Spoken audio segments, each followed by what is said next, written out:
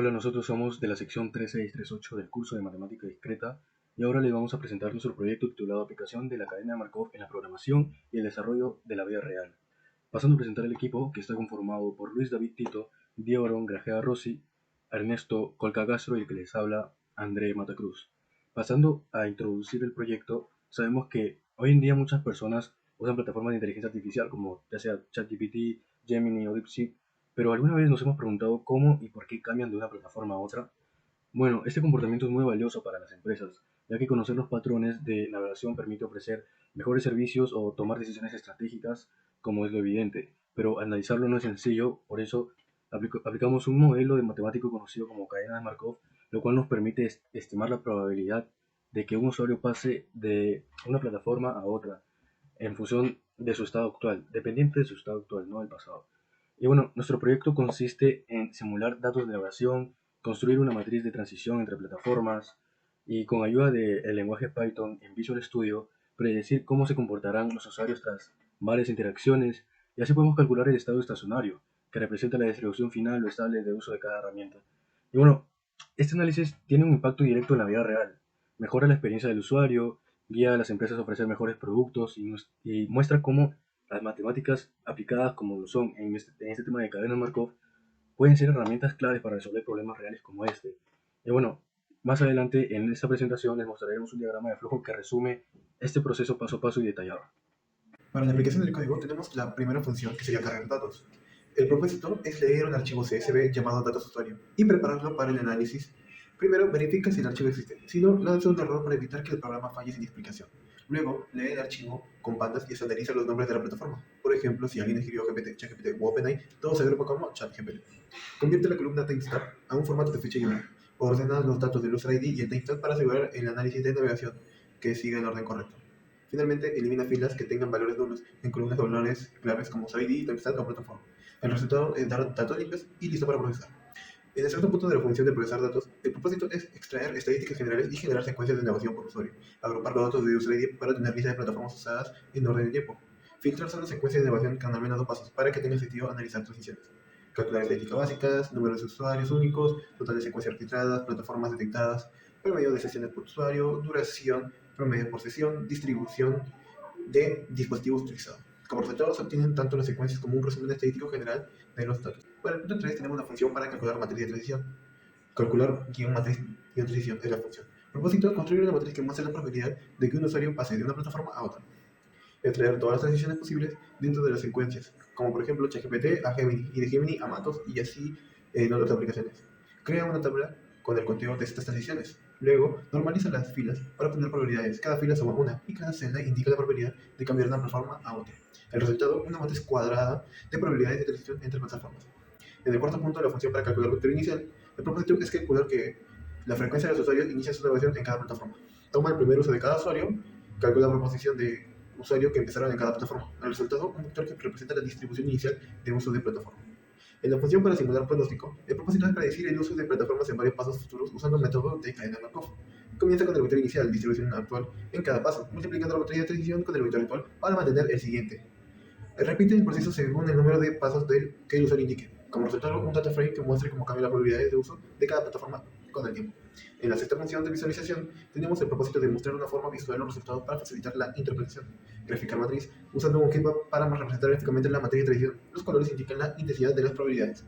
Graficar pronóstico, grafica la población de probabilidades de uso largo de los pasos simulados, ideal para una plataforma que gana o pierde relevancia con el tiempo. Como resultado, visualizaciones claras para entender mejor el comportamiento de los usuarios.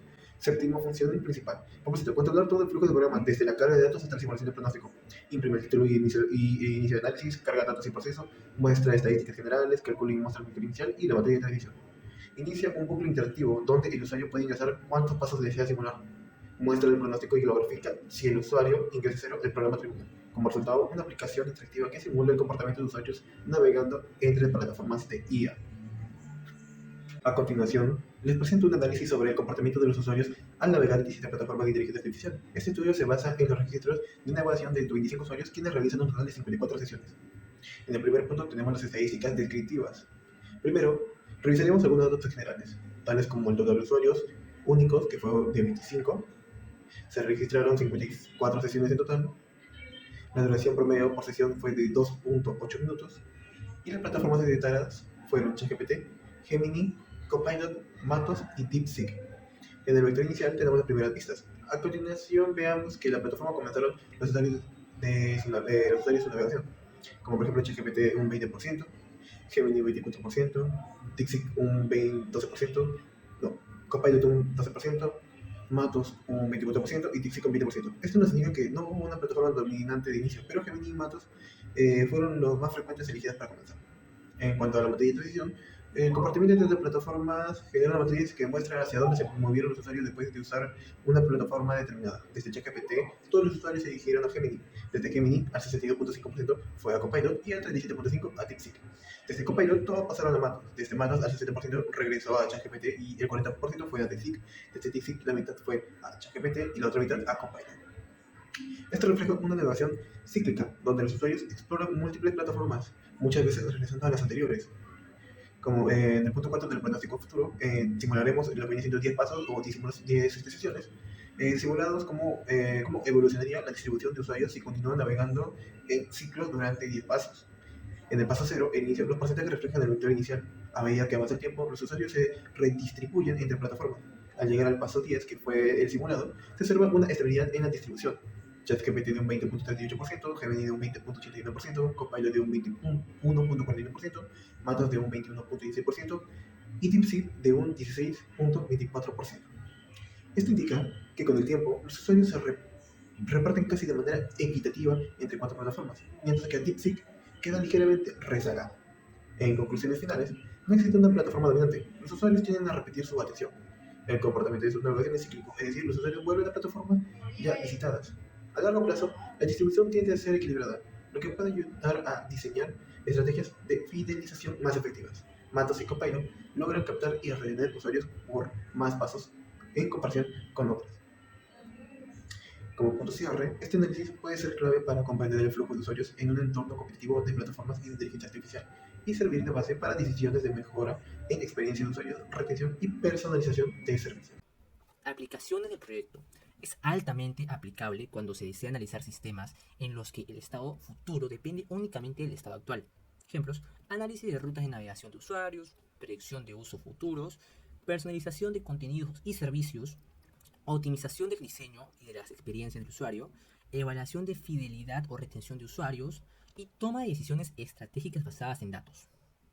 Muy bien, yo soy Diego Carjeda, estudiante de la UPC, y voy a continuar con la exposición, la cual sería el diagrama de flujo. Para este diagrama de flujo, primero se muestra en pantalla el programa como tal, que va a recopilar los datos de 5 inteligencias artificiales más. Estas, por ejemplo, pueden ser Gemini, ChatGPT, entre otras. Luego de eso, una vez recopilados los datos, se utiliza una herramienta que sirve para poder almacenarlos. Por ejemplo, puede ser Google Analytics. Luego de eso, se genera una limpieza y organización de datos. Con limpieza nos referimos a que todos los datos al final tienen que tener similitudes y pueden ser moldeables según el proceso que se quiere realizar en él. Y la organización es para tener una buena gestión. Luego de eso, sigue la conversión de sesiones de usuario, en la cual nosotros vamos a ver la transición entre los usuarios entre distintas plataformas. Con eso obtenemos lo que sería la matriz de transición. Con los datos de las plataformas y de los usuarios podemos construir una ya matriz de transición inicial. Por último, tenemos lo que sería contar cuántas transiciones hubo entre cada una para poder tener un mejor procedimiento. Para después poder definir el vector de estado inicial. Este vector de estado inicial lo que quiere decir es que muestra la probabilidad inicial de que una plataforma siga después de otra. Por último, se solicita un número n de iteraciones, en donde el programa se va a encargar de realizar una multiplicación del vector por la matriz, por ese total de número de iteraciones, hasta que esas iteraciones sean igual al número de n que se ha registrado.